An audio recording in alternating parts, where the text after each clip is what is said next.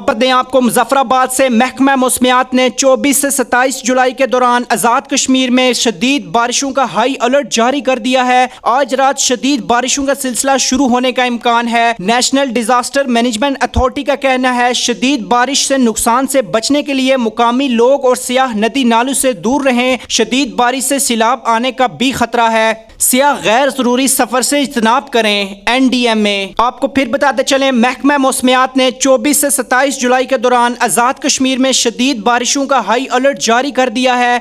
आज रात शदीद बारिशों का सिलसिला शुरू होने का इम्कान है। नेशनल डिजास्टर मैनेजमेंट अथॉरिटी का कहना है शदीद बारिश से नुकसान से बचने के लिए मुकामी लोग और सियाह नदी नालों से दूर रहें। शदीद बारिश से सैलाब आने का भी खतरा है। NDMA का कहना है सियाह गैर जरूरी सफर से इज्तनाब करें। अब तक आपने हमारा YouTube चैनल सब्सक्राइब नहीं किया तो सामने स्क्रीन पर सब्सक्राइब का बटन नजर आ, उस पर क्लिक कीजिए, उसे सब्सक्राइब कीजिए और साथ ही साथ बेल आइकन का बटन प्रेस कीजिए ताकि हमारी न्यू आने वाली वीडियो का नोटिफिकेशन आपको मिलता रहे।